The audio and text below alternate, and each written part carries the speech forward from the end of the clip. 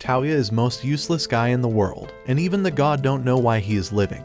He is the guy who was in the wrong place at the wrong time and got struck by lightning, which killed him. But instead of being upset, he was cool about it. When he arrived in heaven, the god said sorry for the accident. Touya was so relaxed that he forgave the god right away. Impressed by Touya's chill attitude, the god promised to make it up to him by sending him to a new world where he could do magic. The god even asked Touya if there was anything special he wanted there. Touya surprised him by asking to bring his iPhone along. The god agreed and gave Touya the power to use all sorts of magic, including recharging his phone. After sealing the deal, the god did some magic stuff and sent Touya off to his new world, full of magic. Touya wakes up in the woods, completely confused about where he is. He suddenly gets a call from God, who tells him about the map function on his smartphone to help him find his way in this new world. Touya thanks God and starts moving towards the nearest town. As he walks, a merchant spots him and stops his cart. Seeing Touya's strange clothes, the merchant offers him a ride to town, buys all of Touya's rare clothing, and gives him some regular clothes and gold coins in return. Touya gratefully accepts and heads to town. Before leaving, he asks the merchant for directions to an inn, and the merchant recommends the Silver Moon Inn. On his way to the inn, Touya hears two women being mugged in an alley. He finds out that they were involved in a deal that went wrong. Touya approaches the muggers, buys the women's items back with a gold coin, and then uses his new Superman reflexes to easily defeat the muggers. The women, who introduce themselves as Elze and Linze, are grateful. Touya tells them he is looking for an inn, and they mention they are heading there as well. So, Touya joins them. Once at the Silver Moon Inn, Touya checks in for a month and has a quick brunch with Elze and Linze. They discuss finding work in town by solving quests for people, and Touya agrees to join them in their quests for work. The next day, Touya, Elze, and Linze head to the guild to take on some quests to earn coins. When they arrive, Touya realizes he can't read the characters in this world, so he asks the girls to read the quests for him. They check the board and choose a quest with medium difficulty. They register as knights, get their weapons, and head to the forest to capture 5 one-horned wolves as mentioned in the quest. Things go well for the trio as they manage to capture 6 one-horned wolves. They detach the wolves' horns and bring them back to the guild for payment. The attendant verifies their kills and pays them their coins. Back at the inn, Touya asks Elze and Linze to teach him how to read and write their language. Elze assigns that responsibility to Linze and they continue their discussion. Touya also asks them to teach him how to use magic. To confirm if Touya can use magic, Linze brings out 6 different spell stones, each representing an element of magic. Normally, a person can only use up to 3 elements in their lifetime. However, Touya discovers he can use all 6 elements of magic. Elze and Linze are shocked to see Touya use null magic, the rarest type of magic, to open a wormhole portal to the forest they were just in. After trying out their spells, the ladies compliment Touya on his exceptional abilities. Touya gets a bit nervous and chuckles. Just then, the innkeeper interrupts them and introduces Air, a girl who works across town and has been searching for a delicious meal to add to her shop's menu. Touya remembers ice cream from his former world. He takes out his smartphone and looks up the recipe online. He teaches Air and the girls how to make ice cream. After trying it, the ladies find it delicious. Touya has just saved Air's shop by providing her with a new and exciting recipe. On their way to their next quest, Touya takes a picture of Elze on their wagon and saves it. After riding a few meters forward, they decide to stop and take a break. They are on a mission to deliver a letter to the royal palace and need a place to rest for the day before continuing their journey. As they think of places to go, they hear some commotion nearby and decide to check it out. When they arrive, they see a lady samurai taking down a bunch of men with incredible strength. Unfortunately, she stops when she becomes very hungry, leaving her vulnerable to attacks. Touya quickly steps in to save her from the men, and together with Elze and Linze, they defeat the attackers and escape to an alleyway around town. The lady introduces herself as Kokonoe, a samurai from Leen. Touya introduces himself and asks her what got her into such trouble. He explains that she lost her travel funds on her way to the capital and has been starving for days. Touya and the ladies take pity on poor Yae and treat her to a hearty lunch. He eats with an incredible appetite, almost like an animal. While she devours her food, Elze invites her to join them on their journey to the capital. He agrees, grateful for their kindness. After lunch, they continue their journey to the capital. Linze gives Touya a magic spell dictionary and urges him to use it to learn the different spells he'll need to become a full-fledged mage. Touya eagerly opens the dictionary and reads about magic spells and their uses. Linze and Elze also discuss various aspects of elemental magic with him. Touya decides to try out a useful magic spell from the book. He chants the spell and successfully summons Ye's hairband to his hand. The girls are surprised and happy that Touya is picking up magic so quickly. After returning Ye's headband, Touya continues studying the remaining spells in the book. Using Elze's fortification magic, Touya amplifies his sense of smell and detects the scent of blood in the air. He quickly informs Ye, and they ride towards the source of the scent to investigate. When they arrive, they find some travelers being attacked by a wizard and his lizardmen. Touya and the group immediately spring into action and defeat all the lizardmen. Once the assailant is down, they approach the wagon and discover that Lime, one of the servants, has been seriously injured by an arrow to the chest. Touya uses his magic to remove the arrow and heal Lime completely. Within seconds, Lime makes a full recovery. The passengers introduce themselves as Sushi Elnea Ortland, the Duke's daughter, and Lime, her servant. Almost immediately, Elze and the others bow to show their respect, as Sushi's father is the younger brother of the king of the nation. After expressing their gratitude, Sushi and her entourage invite Touya and the ladies to accompany them to the royal capital. Touya and his friends agree and follow Sushi and her party to the capital. A few hours later, they arrive at the royal castle. Sushi's father, Alfred, who has been anxiously awaiting his daughter's return, warmly greets Touya and the ladies and expresses his deepest gratitude for saving her. During lunch, Touya asks Alfred if he has any idea who might have been behind the attack.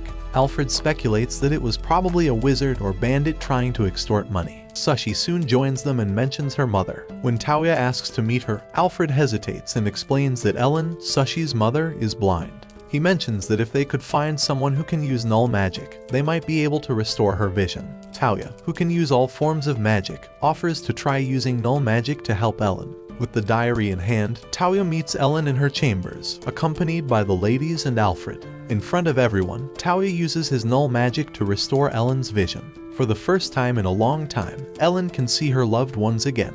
The girls immediately Touya. Sorry guys, I mean girls hug Touya, thanking him profusely for helping Ellen. To show his gratitude, Alfred gives Touya 40 platinum coins. When Touya does the conversion, he realizes that Alfred has just handed him the equivalent of 40 million yen. Touya tries to decline the generous gift, but Alfred insists he accept it as a token of goodwill, knowing that they would need the money for their journey back to the village. Later on, as they leave town, Yi humbly asks to keep traveling with Touya and the other ladies. Touya has no choice but to accept her request for the sake of peace. As they walk through the streets of the royal capital, they see a girl who looks lost. They approach her and ask about her situation. The girl, named Alma, tells Touya and the others that she got separated from her elder sister. Using his smartphone, Touya locates Alma's sister and reunites them. Afterward, Touya leaves his group for a while and returns wearing a special coat with magical properties. As they get back to the inn, it begins to rain heavily. By nighttime, Touya watches the innkeeper and his friend play a game of shogi on the board he created for them a few days ago. Touya finds out that the girls had stepped out in the rain to help people around town. When they return, they bring presents for everyone, including the Duke. Touya is tasked with delivering a roll cake to the Duke and his family as a token of appreciation for their hospitality. He uses the gate spell to transport himself to the royal palace. There, he gives the roll cake and a shogi game to the Duke's family. Alfred sits down to study the game while his daughter, Sushi, watches them play. Sushi soon gets excited and tickles Touya, insisting on playing the game herself. Touya endures Sushi's playful antics until it's late in the night. The next day, Touya and the girls visit the guild to see what missions are available. Touya suggests they defeat the mega slimes, but the girls object. Instead, he finds another mission, and the girls agree to it. They register for the mission and immediately head into the woods. In the woods, they encounter several magical creatures and work together to defeat them all. Once they're done, they take a break before searching for the treasure. Touya uses his search spell to locate the history relic in a creepy cave system. Linze clears a path for them into the cave, and they all enter the dark and eerie space. Linze uses her illumination spell to create light for navigating through the cave. After walking a few meters, they find some ancient writings on the wall. Touya takes out his smartphone and takes pictures of the writings. They trace the writings to an earth spell stone. Since Touya is the only one who can use earth elemental magic, the girls give him space to activate the mechanism. Touya uses his power to activate the stone, opening a door to a hidden hallway. They enter the hidden room and find a glass statue resting on a stone. As they examine the statue, the stone comes alive. Touya uses the gate spell to teleport himself and the ladies outside the cave, but the creature follows and attacks them. Together, they launch several attacks on the glass creature, but to no avail. Touya decides to try something different. He He uses a teleportation spell to pull the creature's red orb to his hands and then throws it to Elze, who shatters it into pieces. This plan works, and the glass creature shatters. With the mission complete, they return to the royal palace to report their findings to the Duke. The Duke thanks them for their service and gathers all the necessary information about the monster. After their meeting, Touya takes everyone back home. At the end, Touya makes copies of the pictures he took back in the ruins and uses the gate spell to transport himself back to Alfred's house to give him the copies. However, upon arrival, Touya finds Alfred leaving his house in a hurry. Alfred explains that his brother, the king of the empire, has been poisoned, and he is rushing to the palace to investigate and be with his brother in his final moments. Touya decides to accompany Alfred to the palace. During the journey, Alfred confides in Touya, suspecting that his brother was likely poisoned by people from the kingdom of Mismi. This suspicion arises due to the intense competition between the two kingdoms, with the possibility of poisoning the king to facilitate a political marriage with his daughter, Princess Yumina. Touya ponders this information seriously and decides to withhold his thoughts until he sees the situation for himself. Upon arriving at the palace, Count Balsa, an old fatso and servant to His Majesty, greets them in a snide manner and informs them that they have caught the culprit. When questioned, Fatso reveals that the culprit is a messenger from the Mismi kingdom. Alfred restrains the Count from taking any action against the messenger until the king recovers. Alfred then takes Touya to the king and allows him to use his recovery null magic on the king. Touya's operation is successful, and the king quickly regains his health. The king and his family express their gratitude to Touya for his help. Even Charlotte, the king's mage, admires Touya's abilities, but guys, Touya thinks, "King got very hot mage." He feels some nervousness, but accepting the thanks. With the king back to normal, it's time to find the real culprit. They summon Alma Strand, the ambassador from the kingdom of Mismi, to the palace to explain herself. Touya recognizes Strand as Alma's elder sister and refuses to believe she could be involved. He requests access to the crime scene, where he uses his search magic to locate the poison. Touya then asks the king's subjects and Fatso to be summoned to the crime scene. Upon arrival, Touya informs them that the culprit is among them. Almost immediately, Fatso begins to sweat. Touya takes up the bottle of wine and proves to everyone that the king's glass was the one laced with poison, not the wine in the bottle. Realizing he has been exposed, Fatso attempts to escape, but Touya stops him with his magic and exposes him as the true culprit. Princess Yumina becomes very flustered by Touya's intelligence and can't stop staring at him after he exposes the Fatso. Later, Touya has tea with the king and his family as they discuss matters. Unexpectedly, Yumina announces Touya as her betrothed. Touya is so surprised that he spits out his drink. Yumina's parents immediately approve of their daughter's choice, though Touya tries to talk himself out of the marriage, claiming he's too young. However, the king and queen assure him they can wait until they're both of age before arranging the marriage. Touya reluctantly accepts the decision. After the meeting, Touya receives a call from the god, who congratulates him on his recent engagement. Touya responds with some muttered words before ending the call. Later, Touya tells his friends about his engagement, and Yumina asks to join their group on hunting missions. Despite their initial hesitation, Touya and his team accept Yumina into their group. On their next guild mission, they take Yumina along with them. Yumina summons some wolves to search the forest for yetis. When the yetis appear, Touya and his team use their magic spells to defeat them. After completing their mission, Touya praises his friends, calling them the cutest and strongest girls he's ever seen. After their chit-chat, Touya and his team return to town after submitting the yetis for assessment and receiving their payment. Touya decides to form a pact with a heavenly beast. He summons one resembling a snow tiger and demonstrates his immense magical strength. The snow tiger has no choice but to submit to Touya's call and agrees to complete the pact. It asks Touya to give it a name, and he chooses Kohaku. Now on to the next part. Kohaku asks Touya to allow him to stay near him at all times, but since Kohaku is too big to follow him, he transforms into a white cat. The ladies see the cute white cat and begin playing with it.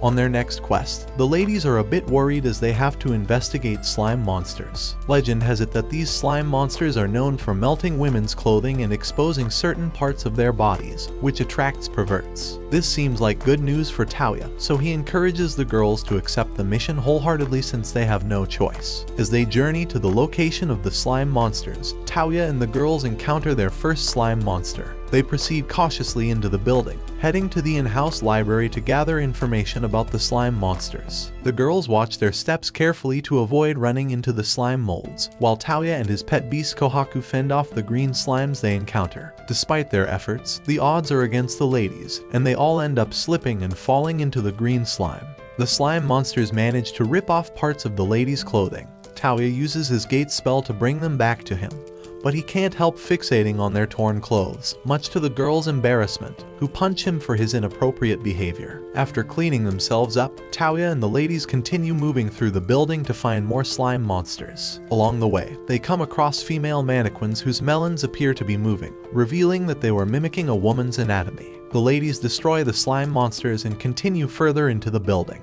As they reach the slime researcher's room, they encounter more slime monsters, but these ones transform into naked females, and being a pervert he is watching them, and suddenly his rocket goes to the moon. The ladies quickly cover Touya's eyes and prepare the building for purification by nightfall. They decide to set the entire building on fire to complete their mission. The next day, Touya takes Kohaku for a walk around town. They find Yae petting a little girl who seems to have lost her mom. Touya approaches her and uses his smartphone's map to find the girl's mother. After reuniting them, Touya explains the science or magic behind the search with his phone. He asks him to use it to scan the world for her brother and possibly find out what he's doing. Touya takes Yae to a restaurant and uses the GPS locator on his phone to find her brother. He tells her exactly what he's doing at that moment, making her happy to hear that her brother is still alive. After lunch, Touya returns to his room in the inn. He uses some magic spells on his phone and gives his camera the power to see through walls. Focusing the lens on the wall in front of him, he accidentally sees Elze in her undergarments changing into her clothes, and the only God knows what happens after that. Just then, Linze visits him for some advice. She's been having trouble reading new magic spells from her spell scroll written in ancient magic. Touya helps her out by creating glasses that can read ancient magic spells. Linze puts the glasses on and finds out more spells she can use to reinforce her water spell. She practices the spell in the forest, initially failing a few times. Touya helps refresh her mana and gives her enough confidence to figure out the spell by herself. After correcting her mistakes, Linze finally masters the bubble bomb water magic technique. She uses the water spell on their next mission and helps defeat the monster easily. After the mission, Elze heads into the armory to buy her gauntlet back, as she broke it in their last mission. On their way back, Touya buys Elze a nice girly dress and encourages her to put it on. Elze, who initially thinks the dress wouldn't suit her, reluctantly tries it on and ends up looking very hot in that dress. Upon arriving home, they receive a letter from the royal palace summoning Touya to be sworn in as a knight for saving the king earlier. Touya asks if he can reject the offer, and Yumina tells him he can, but he'd have to state a reason for doing so in a public venue. Touya sighs but realizes he has no choice but to go to the palace. Humbly, Touya rejects the king's offer to become a knight, but the king still gives him a mansion as a token of gratitude for helping the royal family. Touya and the ladies go to the mansion to check it out, and upon arrival, Touya invites them to live in the mansion with him. The girls are very happy but express concern about intruding on Touya and his future wife's living space. Touya reassures them, saying he loves all four ladies equally, like family. They explore the mansion's cool rooms and amenities. Later, the butler Liam's father and a few other servants arrive at the mansion to resume their responsibilities in upkeeping the mansion's well-being. After introducing themselves, the servants disperse. A few hours later, Alfred and his daughter Sushi pay Touya a visit at his new house. As they sit at lunch, Alfred asks Touya for a favor. He and his men want to use Touya's gate spell to teleport to Miss Me. Since Touya can't teleport to a place he hasn't seen before, Alfred requests that he travel there first. In the next scene, Touya and his group, along with some of Miss Me's finest warriors, journey to the royal capital of Miss Me. They assemble at the outer gate of the king's palace before embarking. To kill the boredom during the journey, Touya and his girls play some board games. By nightfall, they make a campfire and Touya tells them a story. As he finishes, Alma senses some bandits preparing to ambush them and steal their goods. Touya takes out his phone, marks all the bandits, and uses his paralysis spell to take them out. They gather the bandits and discuss what to do with them. During their conversation, Touya and his girls notice some chemistry between a knight named Lion and Alma. It seems like Lion likes her but is too scared to confess. Touya and the girls decide to help Lion get with Alma before they reach the capital. The next day, the group makes a stop at a small town. Touya, Yumina, and Alma spot Lion checking out some presents. They approach him and ask who he is buying the souvenir for. Lion lies, saying it's for his mother. Refusing to break character, Alma stylishly tells Lion what her sister likes, and they all leave. Before they're out of sight, they peep over at Lion and find him buying that exact same thing.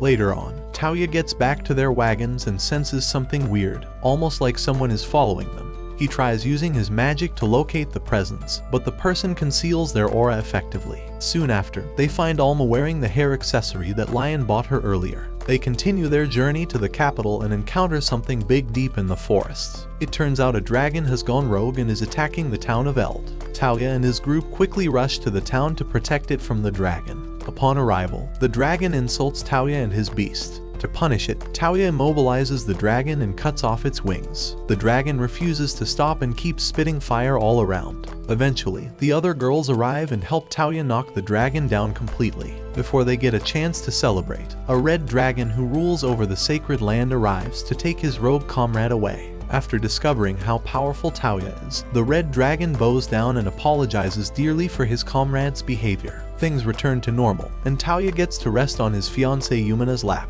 Touya wakes up the next morning to find out the girls had been doting on him while he was asleep.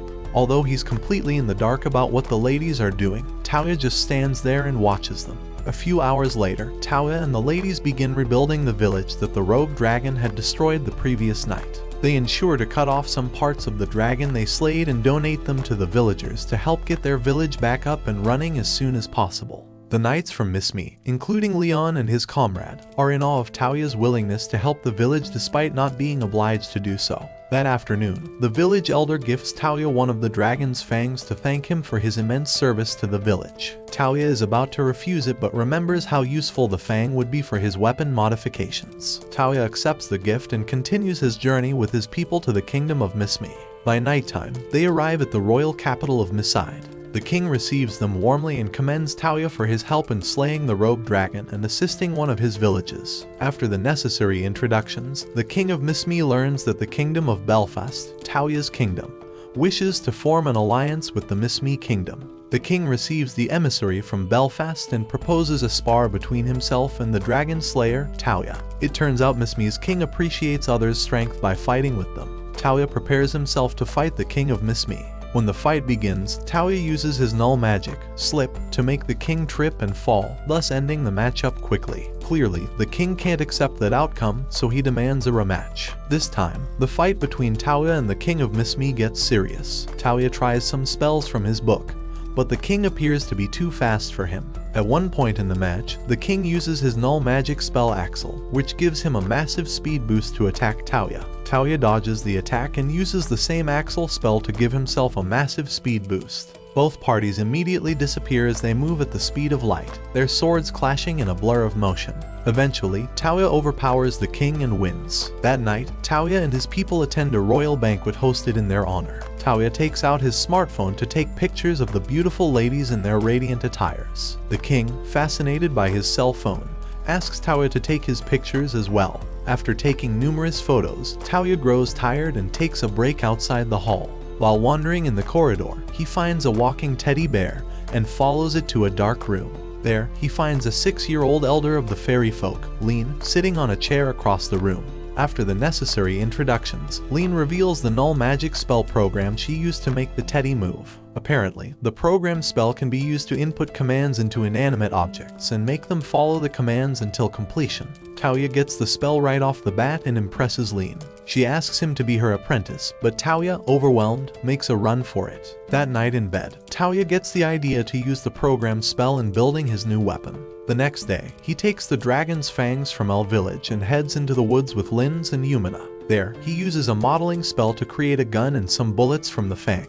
He then uses the program spell to instruct the gun on how to reload automatically. His first few shots are off balance, so he makes a few modifications to increase the gun's accuracy. Linze and Yumina, impressed by his creation, ask for guns as well, so Touya shows them his gun. By seeing his gun, they both firing his gun. I don't guys where this came from. Touya shows him an online catalog and tells them to choose the ones they like. He further modifies his gun to be able to turn into a sword at will. Following their creative session in the woods, Touya and the ladies get back to town. They find a restaurant and prepare to eat some curry, the traditional dish of Miss Yumed. However, before they get in, Touya spots two people watching them. He coordinates with his beast, Kohaku, and uses Axel to speed himself towards the spies. On seeing him, they immediately try to escape.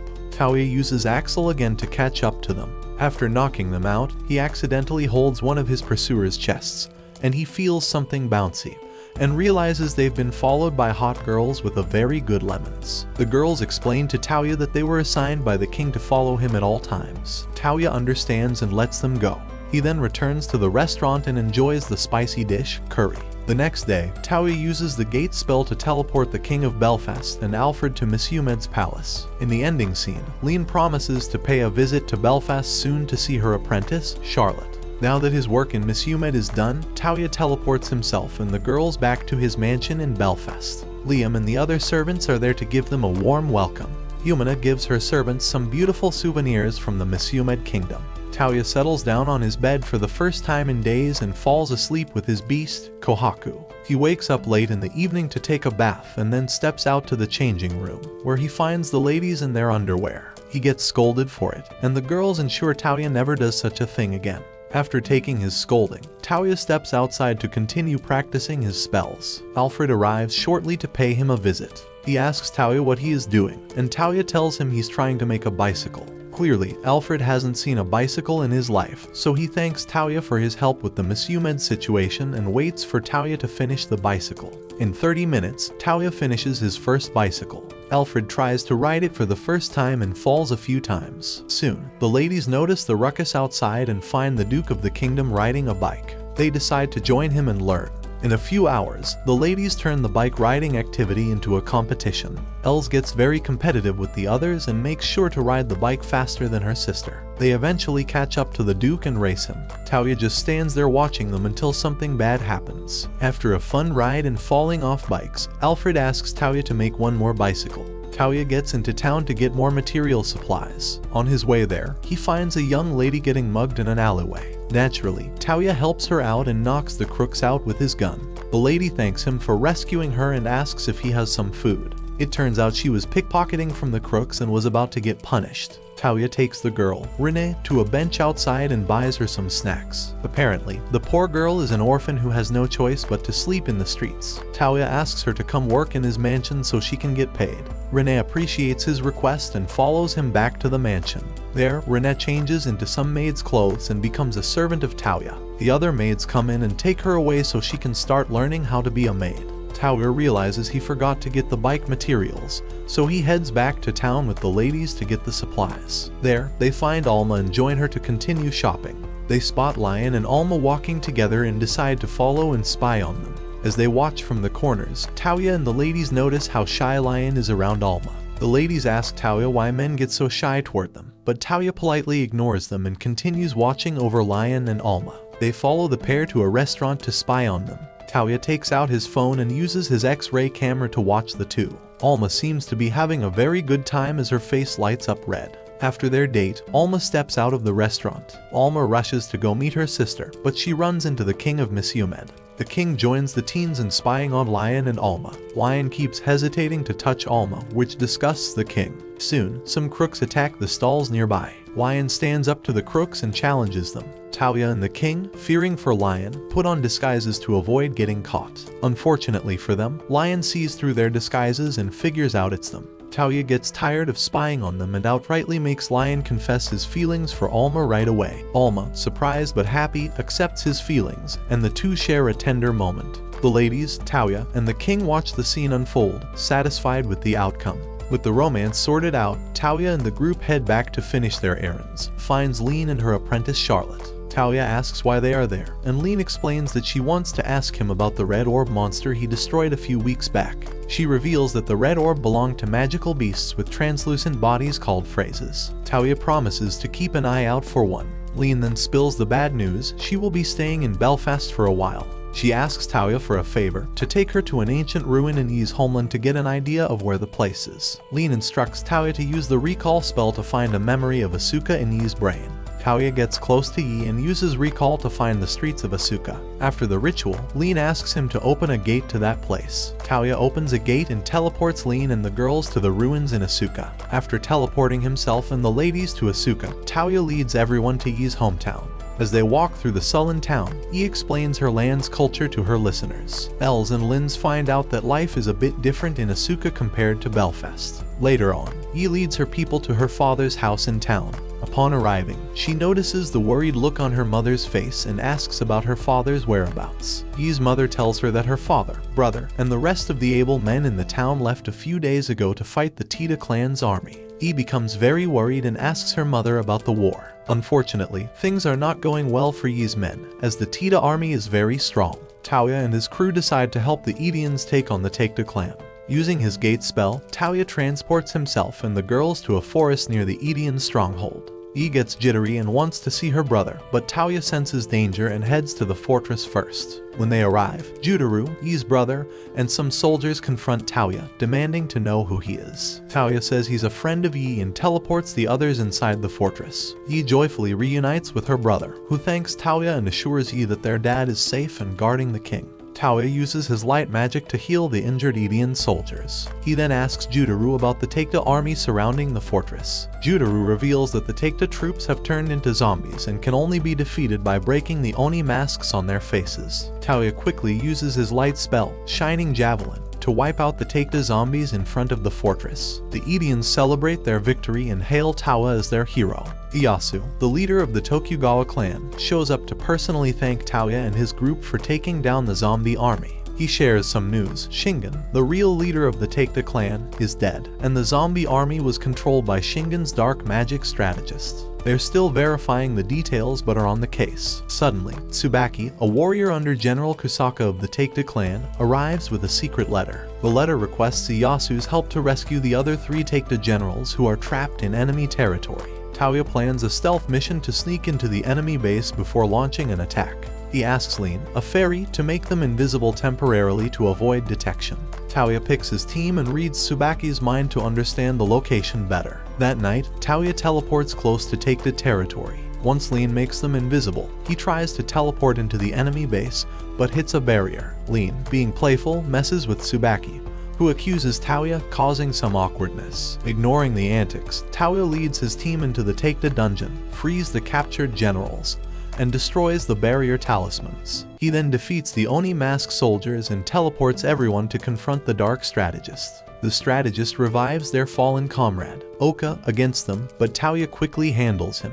The strategist reveals a red orb in his eye and brags about his power. Touya uses a spell to snatch and destroy the orb, causing the strategist to turn to dust and die. The next day, Baba tells Touya that the Nanier ruins are underwater. He remembers an island near the ruins. Touya uses a spell to extract the island's location from Baba's memory, and teleports himself and his team to the nearest beach by the ruins. Upon arrival at the beach, Touya and the ladies rush to enjoy the cool water. However, since they don't have swimsuits, they ask Touya to take them back to Belfast to get some. Touya obliges and teleports them back to Belfast, where they gather their swimsuits. They return to the beach with the Duke, the King, and some other servants, all eager to take a break from their heavy duties. Touya creates some tents for the ladies to change into their swimsuits. Once everyone is dressed, they head back to the beach to join the others. The ladies seek Touya's validation over their swimsuit choices, leading to a few amusing and slightly embarrassing moments for him. Afterward, the ladies go for a swim in the ocean.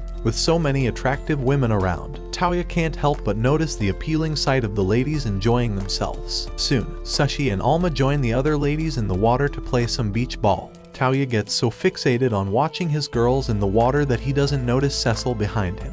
When he looks back, his gaze inadvertently drops to her chest. Realizing his mistake, he quickly composes himself and allows Cecil to join the others in the water. Suddenly, he hears men shouting nearby and traces the sound to find the king and his brother having a race. After watching them for a while, Touya returns to his tent to relax. Yumina approaches him in her swimsuit, asking him to join her in the ocean. However, Touya, feeling the urgency of their mission, declines, expressing his preference to search for the ruins. Yumina understands and leaves. Shortly after, Leen meets with Touya and teases him playfully. Once she finishes her fun, she reminds Touya that they need to investigate the ruins. Since Leen cannot swim, Touya decides to explore the ruins himself. Touya dives into the ocean but soon realizes he can't hold his breath long enough. Thankfully, Kohaku, His beast saves him before he drowns. After regaining consciousness, Touya and Leen consult Charlotte about a spell that could enable someone to breathe underwater, but Charlotte doesn't recall any such spell. Suddenly, Kohaku remembers the beasts of the Black Monarch. Touya and Kohaku decide to summon the beasts to aid in their quest. They cast a summoning spell into the ground and successfully bring forth the great beasts of the Black Monarch into their world. When the beasts of the Black Monarch arrive, they recognize their old friend Kohaku and ask about his master. Upon learning that Touya is Kohaku's master, they challenge him to a fight to prove his strength. If Touya wins, they agree to form a pact with him. Touya takes out his gun and cleverly programs one of the bullets with an infinitely activating slip spell. As a result, the Black Monarch beasts keep tripping and falling until they give up.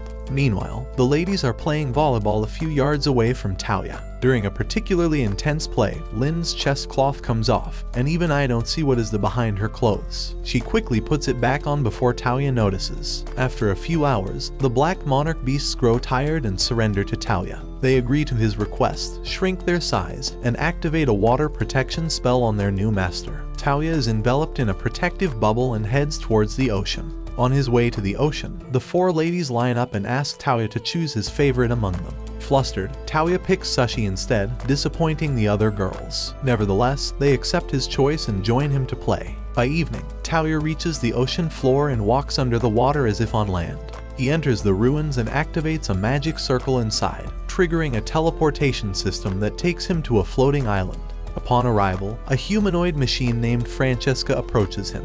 Noticing that she isn't wearing anything below her waist, Touya is taken aback. Francesca introduces herself and welcomes him to the 50,000-year-old aerial garden. Touya, curious and somewhat embarrassed, asks why she isn't wearing anything under her waist. And I know you all perverts wants to see what is inside her waist, but I will don't show them. Francesca nonchalantly explains that it is how she was programmed by her master. Touya asks Francesca if she could put something on, and she takes out a skirt and puts it on.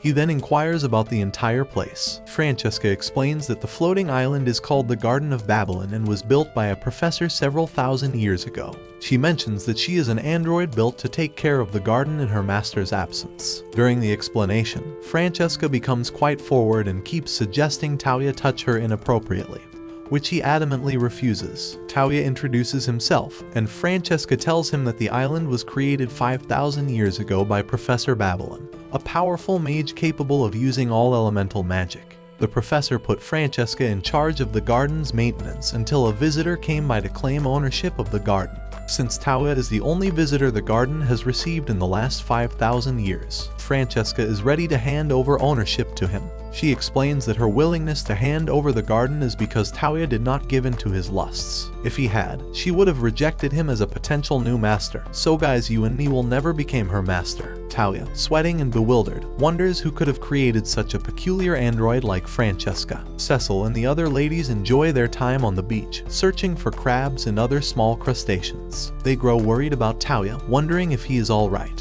Just then, Touya appears and uses his gate spell to bring them all to the Garden of Babylon. Once inside the floating island, Francesca informs the girls that the ownership of the floating island has now been transferred to her loving master and husband, Touya. This declaration shocks the four girls, who immediately demand an explanation from Touya. To make matters worse, Francesca mentions that she showed her underwear to Touya, causing further embarrassment.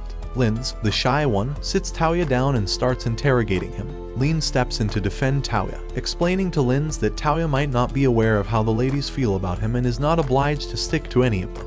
Linze understands and stops pressing Touya. Later, the four girls, Yae, Linze, Elze, and Yumina walk through a section of the garden.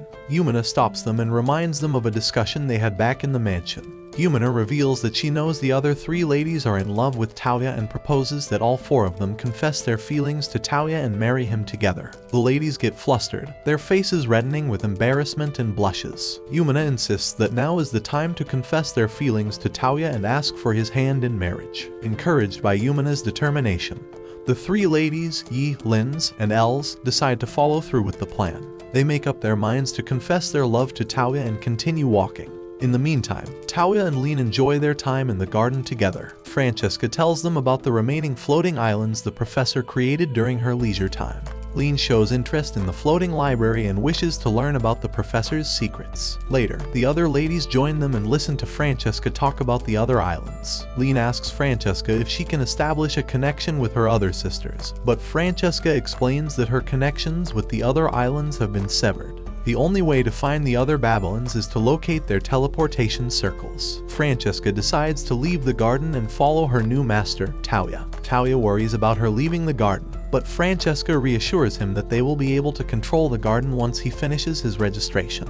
When Touya asks how they'll complete it, Francesca kisses him in front of everyone to get his saliva and record it as his genetic information. Once Francesca finishes the registration, Leen summons the courage to confess her feelings to Touya and plants a kiss on his lips. With Leen's confession complete, only Elze and Yae remain to confess their feelings to Touya. After exploring the rest of the garden, Francesca follows Touya and the remaining ladies back home. She joins the servants, dresses up like them, and begins her training to be a maid. Touya gets to his room to think a little about what happened between him and Leen's back in the garden before he falls asleep. Yumina visits him to talk, and Touya lets her into his room, asking what she was there for. Yumina immediately flares up, letting Touya know she's angry at him for kissing Francesca and Leen so easily. She's jealous because Touya hasn't kissed her before. Touya is surprised that she isn't affected by Leen's confession. Yumina tells him she was the one who actually encouraged Leen to confess her feelings to him. The only reason she's angry is because he hasn't kissed her. To make it up to her, Touya brings her close and plants a soft kiss on Yumina's lips. After the kiss, she asks him what he thinks of Leen.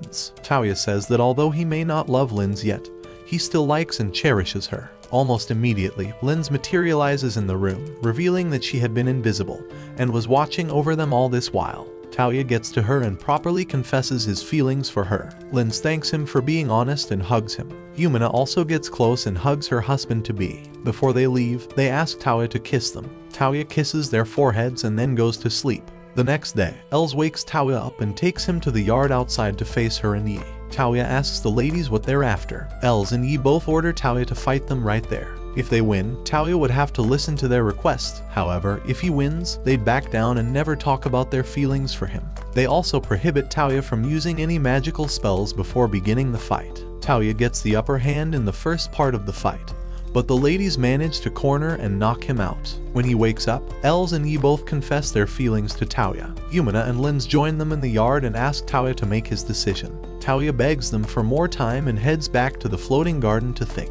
Francesca joins him and has a discussion with him. She mentions that she has a message from the professor for him. Touya asks her to show him the message, and she brings out a USB cord from her arms. Touya plugs the cord into his phone and activates the message. A hologram of a very hot professor appears on Touya's phone, making his rocket to launch again. She tells him about her power to see several thousand years into the future. In one of her visions, she discovered the phrase dragons, who are hellbent on ridding the world of all living things. When Touya asks where they are now, the professor tells him that the phrases suddenly disappeared. Touya then asks if she knows about his future with the 4 girls. The professor refuses to tell him, instead leaving him to fantasize about what may happen, and ends the message. After receiving the message, Touya teleports himself to the heavens to meet the god.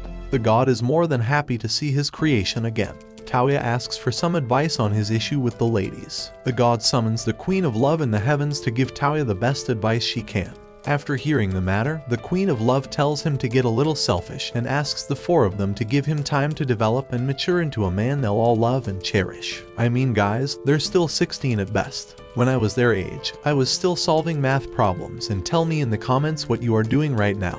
Touya gets back to his mansion and tells the ladies to give him time to mature into a real man before getting married. The ladies all agree to wait for Touya, and to end their meeting, Touya kisses all their foreheads before leaving them. Elze goes first but ends up punching him in the stomach. Outside the building, Leen and a few other servants share a good laugh over what's happening inside the room.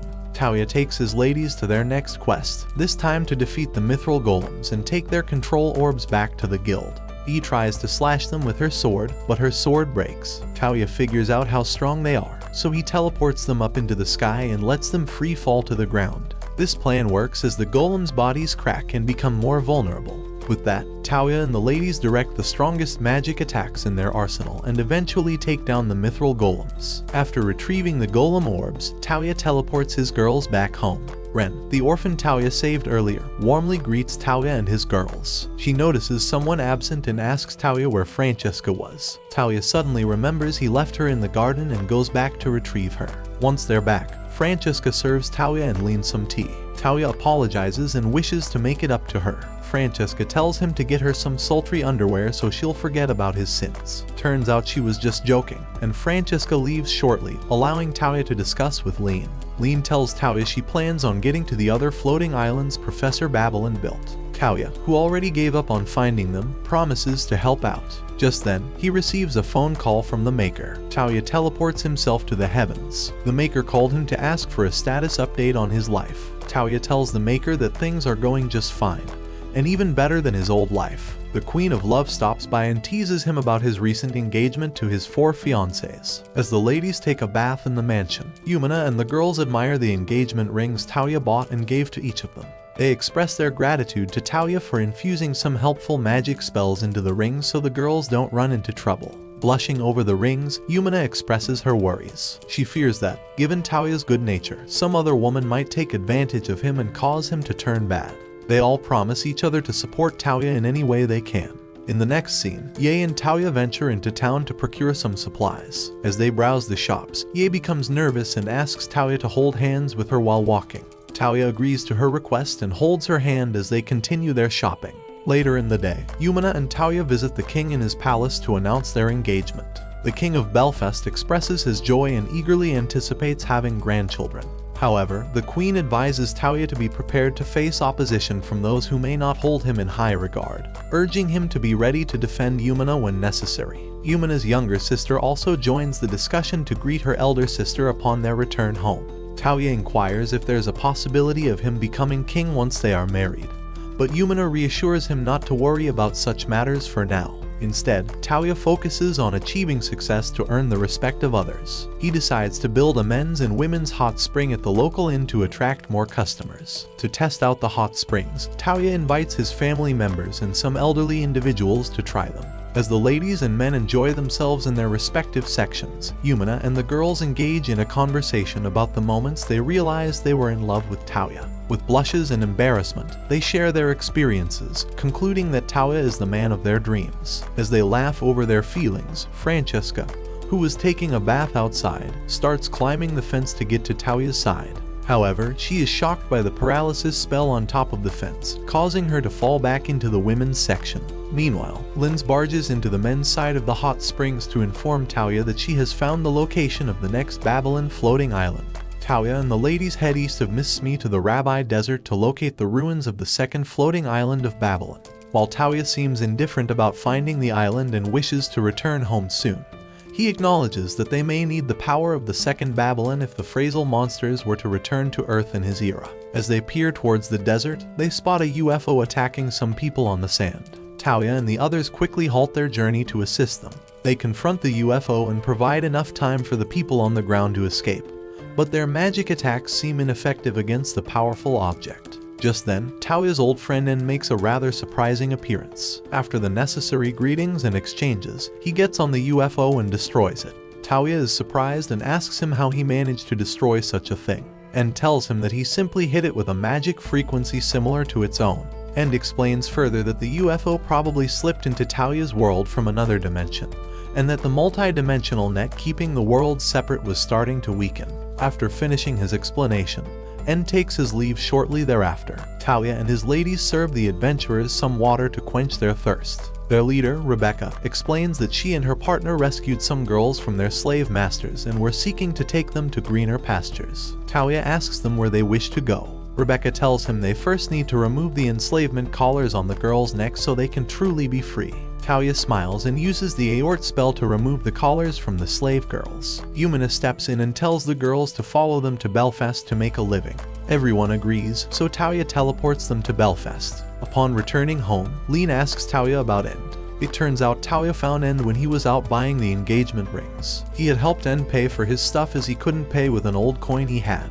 Leen becomes suspicious of him and tells Touya to be very careful about him. The girls ask Touya for an explanation about the thing they attacked earlier. Touya tells them about the Fraza and their history with Earth. He also explains that it's possible the Francesca they fought earlier that day was from another world. Touya then asks Francesca if there was anything the professor built to fight the phase monsters. Francesca tells him there are such things, but they're only stored in the next Babylon. Excited, Touya immediately teleports himself and the ladies to the Rabbi Desert. Leen uses magic to expose the invisible barrier around the ruin and allows Touya to enter first. Inside, Touya reaches the magic circle and activates the teleportation mechanism.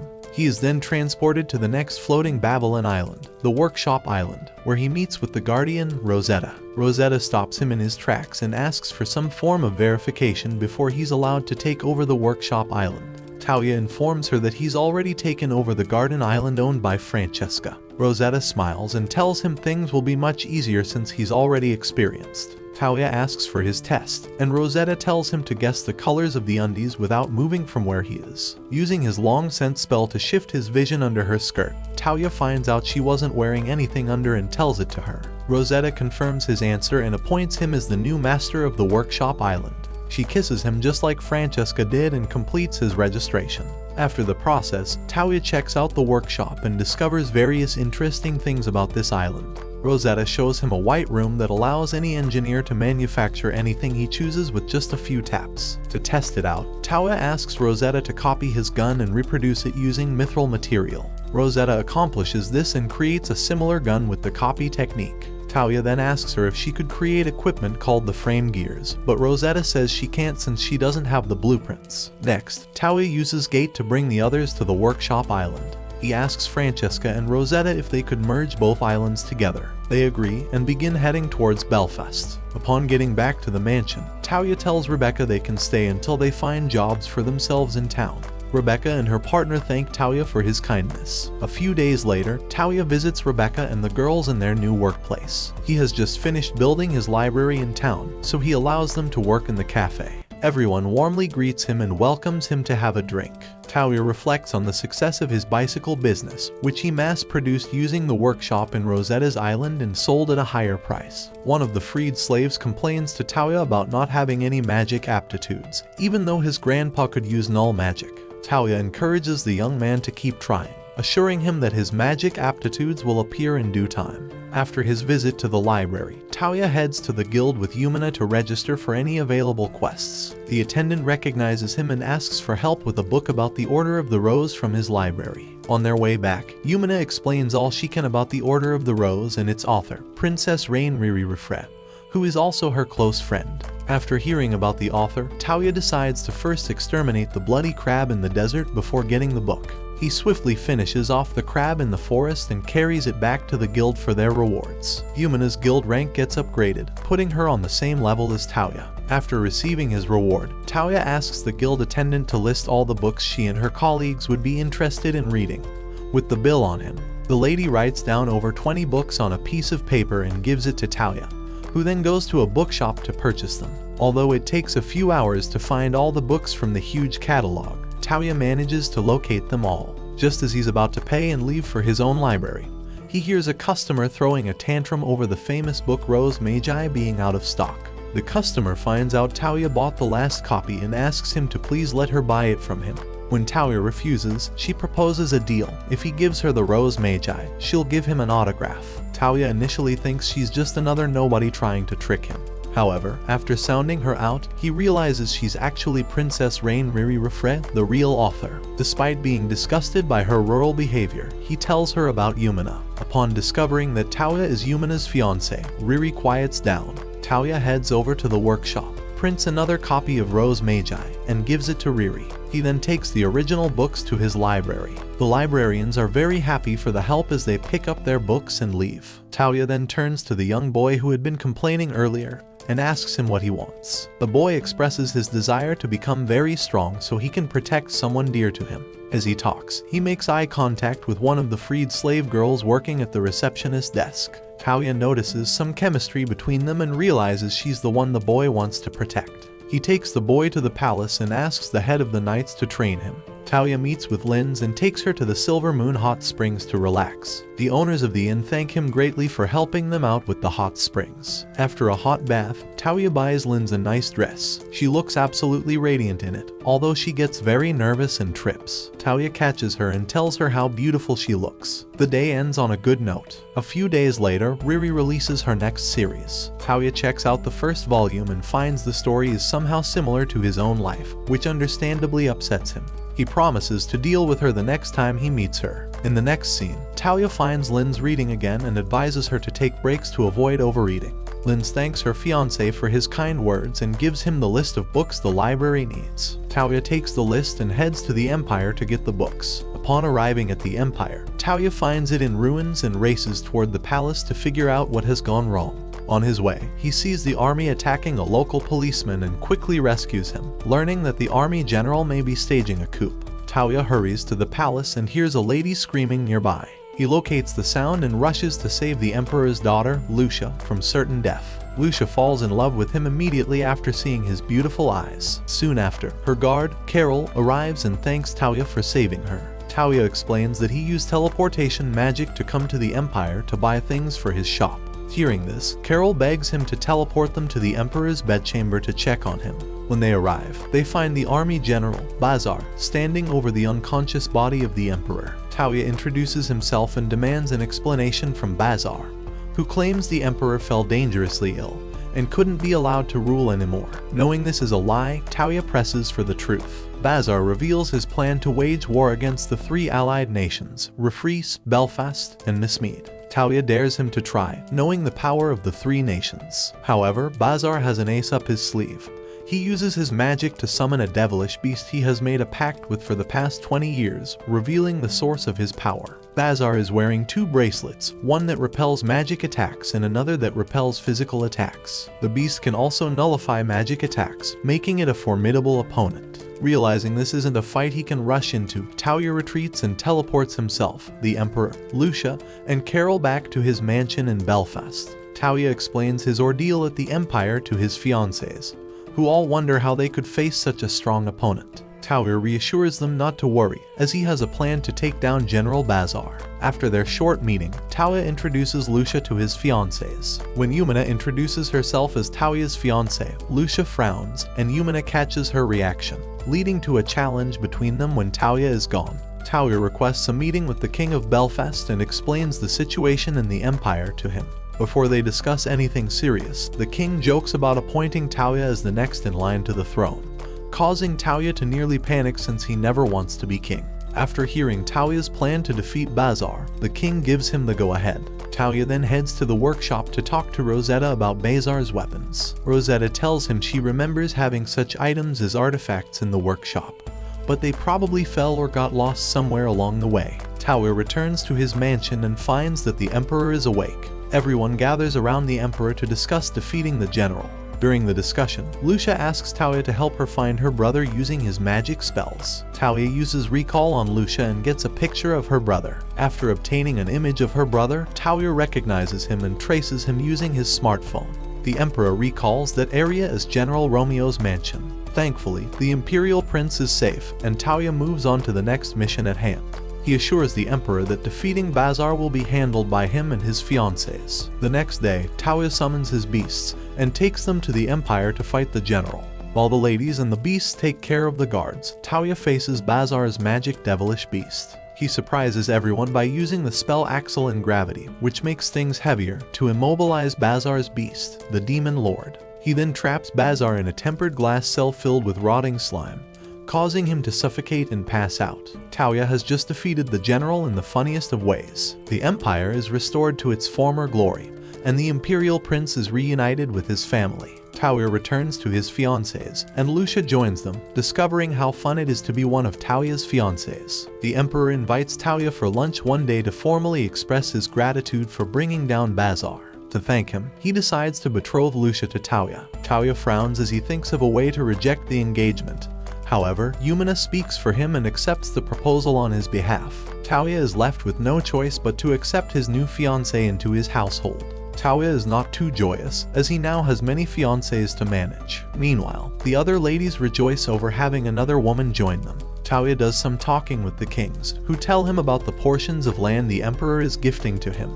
The plan is to give Touya some land and name him the ruler of a new kingdom. This way, Touya will have status and will be seen as befitting to marry Yumina and the others. Touya accepts the offer to become a monarch and returns to his mansion. His fiancées express their joy over their husband's new achievement and ask him what name he plans on giving his new kingdom.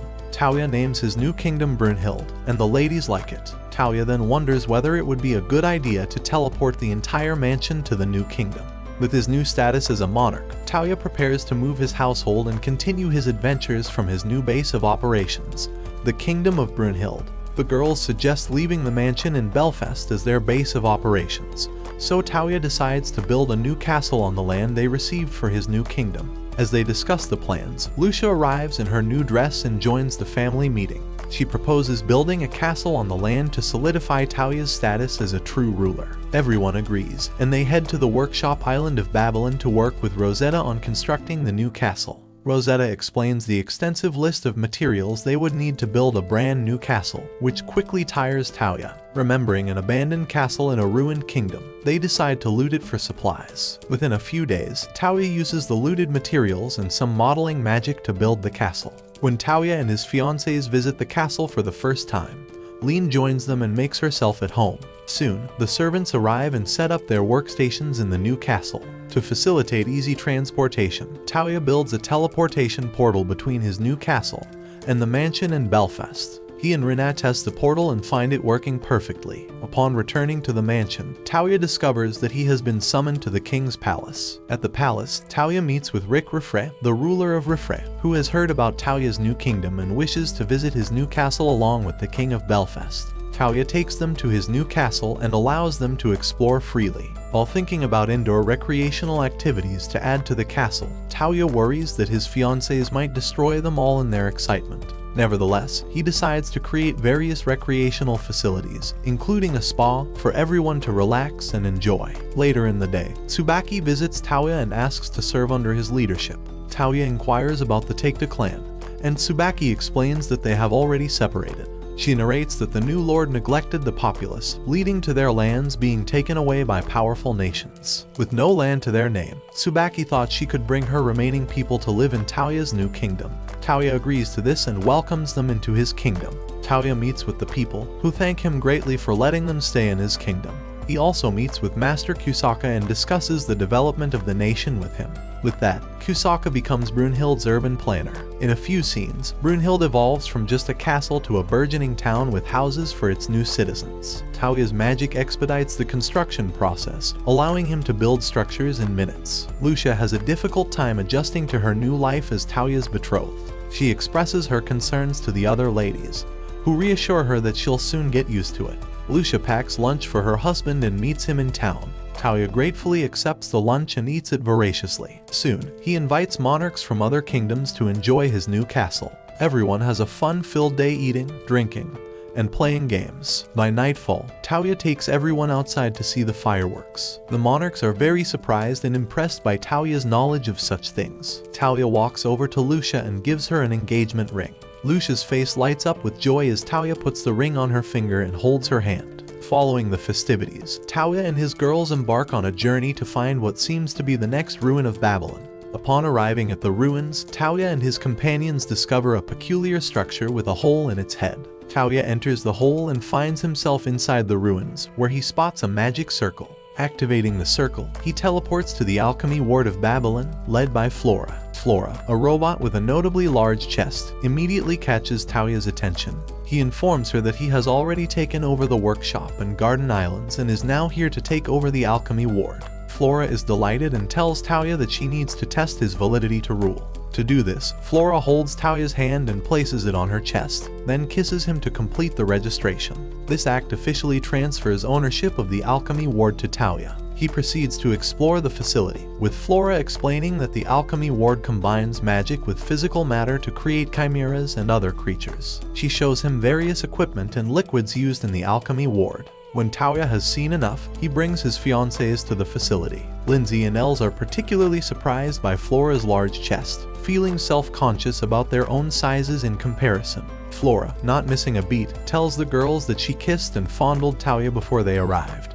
making the ladies jealous and leading them to scold Touya. After claiming the alchemy ward, Touya returns to his kingdom and continues learning a new spell called Fly, which allows the caster to float and move through the sky like a bird. Touya masters it on his first try and adds some unique twists to the spell. During his training, he uses a levitation spell on Linze, successfully taking her up to the highest floor of his castle. He then uses the Fly spell to soar around his small kingdom, much to the delight of his citizens who cheer him on from below. Touya waves back at them as he flies. Just then, Touya receives a call from the Queen of Love, congratulating him on his new status and level. After the call, Touya visits Yumina's parents to inform them of his engagement to her. Surprisingly, Yumina's father grants his approval without any restrictions. Next, Touya visits Linze and Elze's uncle, who also supports his marriage with his nieces. Following these meetings, Touya talks with one of the youngsters in the household, who asks if he could defeat a thunder bear. Touya inquires about the thunder bear and Linze and explains that these creatures have been terrorizing the villagers. Determined to help, Touya heads to the forest and defeats all the thunder bears he can find. After defeating the thunder bears, Touya heads to the library where he encounters End once again. Touya seizes the opportunity to sit End down and ask for more information about the phrase. End explains that these otherworldly creatures are sent to their world to locate the king's core, which emits an infrasonic sound that draws them closer. This sound, however, is drowned out by a human heartbeat, forcing the phrase to kill humans to reduce the noise, and also reveals that he is searching for the phrase to destroy their source before more advanced ones arrive. Shortly after sharing this information, End takes his leave. Determined to prepare for the potential threat, Touya visits the workshop and inquires if Rosetta can mass-produce frame gears. Rosetta informs him that currently, it isn't feasible due to the extensive materials required. Their immediate goal is to gather all the necessary materials they can find. Touya returns to his mansion to consult with his beasts about finding these materials. They suggest forming a pact with the Flame Emperor, who could assist in acquiring the needed resources. Following their advice, Touya heads to his yard and, with the help of his other beasts, summons the Flame Emperor. Upon her arrival, Touya asks to form a pact with her. She agrees immediately, and Touya names her Kyoko. Kyoko then transforms into a small bird and perches on his shoulder. She sends a message to all the birds in the area to search for other Babylon ruins and report back once they find one. The next morning, Touya wakes up to find Yumina sleeping beside him. Comment guys, what do you think's what happened on the last night? He greets her and suddenly recalls that she wasn't there the previous night. Curious, he asks Yumina what she was doing in his bed. Yumina explains that she wanted to spend some time close to her fiancé since he has been very busy with the responsibilities of building a nation. Touya falls off the bed because he's so tired that he didn't notice Yumina come to bed. Yumina touches his cheeks and leaves the room to change. Later that morning, Touya goes to his yard to get away from the girls. A flying creature called the Flame Beast tells him about reports from a scouting bird that found a place like the ruins of Babylon. Touya gathers his girls and talks about their trip to this new place. They all wonder what they'll find on the way to Babylon. As they travel, they encounter a rhinoceros monster. The girls quickly defeat it while Touya watches. A bit later, they reach the Babylon ruins. Touya finds a magic circle and teleports himself to a floating island. There, he meets the island's administrator, Monica, and introduces himself. Monica tries to attack him, but Touya dodges her and uses a spell to make her trip. Monica challenges Touya to a fight to prove his strength, but he keeps making her fall until she gives up. Monica makes Touya the new leader of the Babylon place. Excited, Touya asks to explore more and Monica shows him the world's first frame gear. Touya is thrilled and gets ready to ride it. However, Monica bursts Touya's bubble and tells him the stuff doesn't work. As Touya wallows in despair, Monica suggests Flora from the alchemy ward could help them out. Touya returns to the mansion and finds out they need a huge amount of spell stones to make the frame gears work. He uses his phone to locate spell stones all around them and mines them. Soon, they activate the frame gears and get ready to pilot them. Before getting inside a real one, Rosetta builds a frame gear simulator for Touya to ride in and practice first. Touya thanks her for the thought and gets into the simulator. He quickly learns how to use the frame gear in a few minutes and even fights another one on the way. Touya returns to the mansion and makes copies of the simulator for his wives to enjoy while he happily thinks of the cool things he'd be able to do with the frame gears. Sushi runs into him and begs him to marry her. Touya is surprised at this sudden decision and asks for the real reason why she wants to marry him. It turns out Sushi was about to get into an arranged marriage with Prince Saboon, the horrible tyrant and womanizer of Linya Kingdom. Touya gets to hear how terrible Zaboon is as a person and definitely can't allow such a man near Sashi. He promises to do something about it and consults with the other wives over marrying Sashi. They all agree to it immediately. Touya asks for advice on how to handle the situation in Leen's kingdom. Some of the girls suggest he takes the prince's life, but he decides to talk to Alfred instead. Alfred tells him that Zaban, the prince, is the son of the prime minister, which is why he gets away with his crimes. The king of Leen is just a figurehead who listens to everything the prime minister tells him.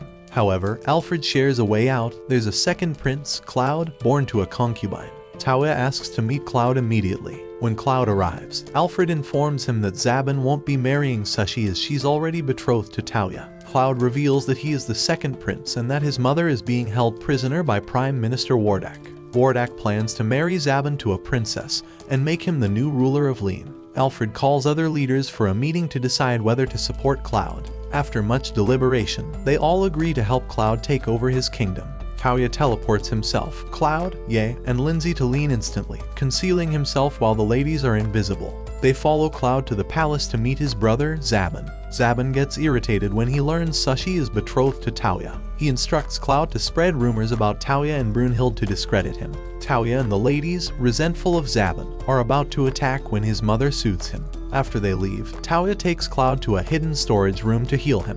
Touya frees Zaban's slave and hides her, causing Zaban to panic. They overhear Wardak and his sons planning to use Cloud to wage war on nearby nations. Touya plans to infiltrate the palace later on. By nightfall, Touya teleports himself, the girls, and Cloud to the tower where his mother is being kept. After a joyful reunion with her, Touya takes them back to Belfast with him. Marquis Coop, the real Prime Minister of Leen, is the next person they meet. They plan to capture the Prime Minister quietly and strip Aeon of his right to the throne.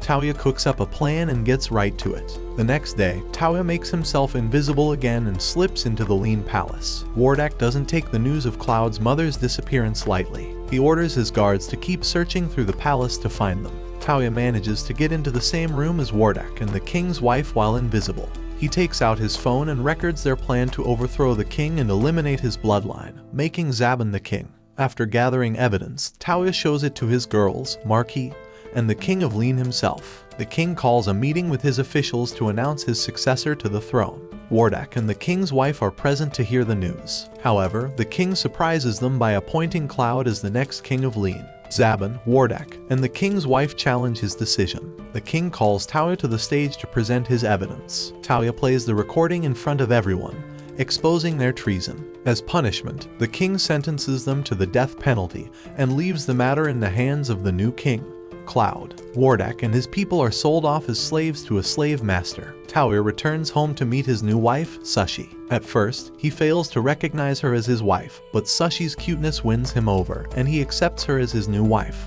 In the first scene, Touya and his ladies attend Lion and Olga's marriage ceremony. Their parents thank Touya for bringing their families together and making them one. Touya accepts their thanks and continues talking with his wives. Sashi and Yumina ask Touya when he plans on hosting their wedding ceremonies. Touya keeps quiet and tells them he'll think about it when they get back to the mansion. Yumina suggests the ladies get to know each other more to cultivate their love and strengthen their intimacy. Touya objects, saying he already has a lot on his plate, but the girls complain of feeling lonely when he's not around. To make it up to them, Touya decides to take them all out to enjoy themselves. The girls quickly dress up and look beautiful and cute in front of him. Touya compliments their attire and takes them to the kingdom of Refreeze. They shop for presents and eat at a restaurant. Later, they see posters about Real's next release and fantasize about what the book could entail. However, they get mugged by some hungry crooks. The ladies take care of the crooks, and they continue their journey. By evening, Touya admits he enjoys spending time with all his wives, so they pull him to their next destination. On their way, they encounter Sashi, who they seem to have forgotten about. She throws a tantrum and makes Touya promise to take her along on their next date. The next day, Sashi gets to go out with Touya. After a whole day of enjoying themselves, the duo sits down on a lawn somewhere around Brunhild. Sashi reminds her future husband about all the good things he's been able to achieve in such a short time. Touya feels pretty good about himself as he thinks about his achievements. Soon, he receives a transmission from Flora telling him she's already finished extracting the ether liquid from the stones. In a few moments, Touya gets to the frame gear with his ladies, and Yae rides it for the first time. Touya is next in line, but Elze beats him to it in the next scene. Touya then goes to the Babylon workshop to get his new weapon, a sword made entirely out of free material. He likes his new sword and asks Rosetta if they could mass produce them. Rosetta tells him they could, but they would need to replenish on orichalcum. Touya returns to Brunhild and thinks of a way to get more orichalcum. Yumina and Lucia catch him walking in town and join him. Touya tells them about his search for orichalcum, and they suggest he search for orichalcum golems and defeat them for their material. Touya takes out his phone and pings the location of the orichalcum golems. He then uses Fly to levitate himself to the sky and fly towards one of the locations. On getting there, he finds a town already overridden by Fraxes, and the soldiers seem to be having trouble destroying them. Touya uses his new sword to finish off all the Fraxes in the town. When he's done, he heals all the wounded people and gifts Lesha, the first princess, a phase sword. Lesha recognizes Touya from the news of his travels and pays her respects. Touya continues his search for the orichalcum golem and finds it in the woods. He takes it down and sends it to the workshop before continuing his journey. On his way, Touya finds a deer and follows it to a riverbank. There, he discovers a girl who is half dead and tries to heal her. Unfortunately, she is too weak to get up, having lost too much blood. Touya takes her to the alchemy lab in the floating garden. Just one day later, Monica works her magic and heals up the wounded pink-haired girl. However, she informs Touya that the lady may have lost her memories due to the injuries she incurred. Touya asks if it's an after effect of the treatment from the medicine she was administered. Monica teases him a little before taking him to see the patient. Upon reaching her room, Touya asks the girl for her name. However, since she couldn't remember anything from her previous life, she has no name.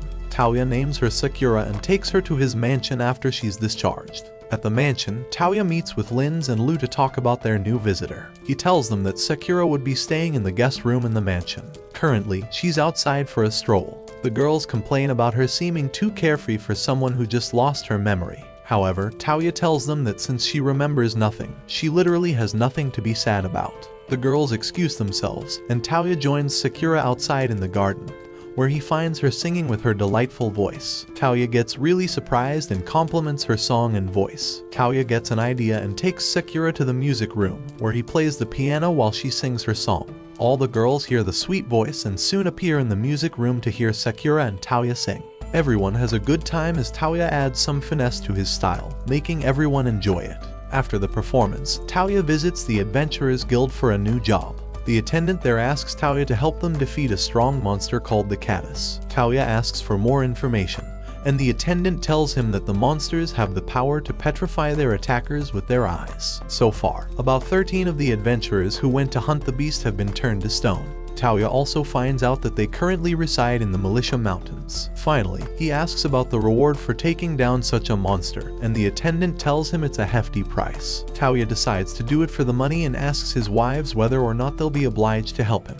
His wives discuss the specifics of the mission and then agree to help him. Touya takes his wives to the alchemy ward and grants them new swords to make it easier to defeat the monster. Once they've all received their swords, they head into the forest to hunt the Catapulpas monsters. Touya uses his smartphone to search for the monster, and after walking a few meters, they find a Catapulpas monster eating grass. When the monster notices them, Touya and his wives jump into action. They try their magic attacks on the monster, but it vomits out poisonous smoke that almost affects Linda. Touya saves one of his wives and then gets serious. He takes out his sword and slices off the monster's head. When he's done, his body begins to turn to stone, but he uses his power to remove the stones from his leg and changes his shoes. A few minutes later, Linda's skirt and lower body get petrified, so the girls quickly rush in to help her. While they think of what to do about Linda, another Catapulpas monster arrives and petrifies Touya's legs. He removes the stones from his leg and takes down the second monster. His wives thank him for the help, and they all head back to the Adventurers Guild. They also carry the other 13 adventurers, and Touya frees them after getting their reward. Touya and the other kings test out a new batch of frame gears, and after the tests, the kings of the surrounding kingdoms chill out with Touya. Meanwhile, Hilda, the princess of Lesha, and her grandpa discuss the unique new sword that Touya and his people were processing. Hilda contemplates visiting Brunhild to see Touya and talk business with him, agreeing to follow her grandpa. spends some of her afternoon leisure time in the workshop garden supervising the creation of more frame gears. Suddenly, Touya receives a message that someone claiming to be his older sister is at his mansion and requesting his presence. He rushes to his mansion and finds himself in a meeting between his wives and the goddess of love. Soon after introducing herself, Touya's wives give them the room to catch up on old times. The goddess tells Touya she came down from heaven to feed on the enormous amount of love Touya was getting from the girls and everyone around him. Touya gets tired of her yapping and allows her to stay with him. Just then, one of his maids announces the arrival of someone from the Lesha kingdom. Touya asks them to wait a bit before he attends to them. However, the maid tells him they are currently at the Knights training ground spectating the training knights. Touya gets over there and finds Princess Hilda and her grandpa waiting for him. Her grandpa extends his greetings and hopes to do some sightseeing in Brunhild. Touya welcomes him to his kingdom and hopes he has a good time. However, the grandpa seems more interested in the maid's butt and even touches it. Hilda apologizes for her grandpa's misdemeanor, and then they continue talking. The grandpa asks about the frame gears, and Touya takes him to the training field to demonstrate the gears in real time. Hilda and her grandpa are both bewildered to see the sheer strength of the robots. The grandpa asks Touya what he plans on doing with the frame gears, and Touya tells him he's stocking up on soldiers to fight the Frax's monsters that may attack the lands in the nearest future. The grandpa asks if he could let Lesha use the robots when the need arises, and Touya tells him it's no problem. Next, Hilda asks Touya to allow her to fight the strongest person in his country. Touya pits her against Yae, his strongest wife, and they get to fight it out in the arena. After some minutes of seriousness, Hilda defeats Yae in a friendly spar. After the fight, she finds out Yae was one of Touya's many wives, and she gets very flustered as she herself had plans to confess her feelings to Touya. Yae suspects history is about to repeat itself, and she and the goddess of love butt in to help Hilda confess her feelings to Touya. So out of nowhere, Hilda becomes the 7th wife of Touya. Hilda is more than happy to join the crew of wives Touya was collecting, with Touya getting confused as usual. However, her grandpa steps in and refuses to release his granddaughter without a fight. He challenges Hilda to a fight, and if she wins, she gets to wed Touya. Before the fight, the other wives welcome Hilda to the crew and appreciate the connection her kingdom would bring to Brunhild. The goddess of love quickly steps in and asks Hilda to tell her how she fell in love with Touya. Hilda shyly tells everyone about the first time Touya saved her from the monsters plaguing her land. At the time, she said she was so taken aback by his coolness and strength that she fell in love with him at first sight. The girls all cheer for the lovely story, but the goddess just keeps on feeding on the love in the air and enriches her skin. The girls then remind Hilda about her match with her grandpa and tell her to win at all costs so she can join them. A few minutes later, Hilda fights her grandpa. In the first half of the fight, the grandpa takes the win. However, Touya plays dirty and conjures up a distraction, allowing Hilda to overpower her grandpa and win the fight in one swoop. The grandpa admits defeat and gives Hilda and Touya his blessing, making them promise to protect themselves till the end. After the fight, Hilda bows down in respect to the new life she's about to enter. They talk about Touya's parents, wondering who they all are. The goddess steps in and tells them not to pressure Touya too much. He'll tell them about his family when he feels ready. In the meantime, she tells them about Touya's first love as a boy. The girls all blush with joy after hearing the goddess's story. Meanwhile, Touya gets sick from the flu, and while he's with Sakura, he gets a report of an abandoned ruin of one of his floating gardens found around Lesha, Hilda's kingdom. While Touya wonders what to do, all 7 of his wives show up, wearing outfits similar to what his first love sister, Shioko, was wearing. Touya finds out that the goddess of love ratted him out and gets very annoyed at her. The girls ask for his comment on their dressing, and Touya tells them they all look good in the outfits. As for the goddess, he reserves his punishment for her until later. Shortly afterward, Touya visits the abandoned ruins in Lesha on his own this time. When he gets there, he finds out that the ruins house Babylon's tower and the rampart. Lyra, the guardian, appears and explains things to Touya, telling him that only someone who's compatible can gain control over the tower. Seeing as Touya appears to have all the affinities, she grants him command over the tower without hesitation. Then she leads him to the administrator of the tower, another lady who was busy sleeping by a bush. Touya asks Lyra to wake Lady Pamela up, but she doesn't budge. Lyra borrows a hot kebab and uses it to draw Pamela out of her slumber. Pamela wakes up, eats the food, and demands more food and some shelter before she can truly become Touya's servant. Touya tells her that's not a problem, so she proceeds to complete the registration process by planting a kiss on her master's mouth.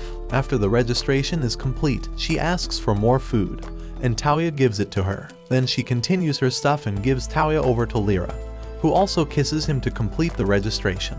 Once the registration is complete, Lyra transfers ownership of the rampart to Touya. When they're done with the transfer of ownership, Lyra and Pamela show Touya the reactor that converts air and water energy into magic energy. Pamela falls asleep as usual and leaves the Turing to Lyra. When they're done, Touya teleports his wives to the rampart for some sightseeing.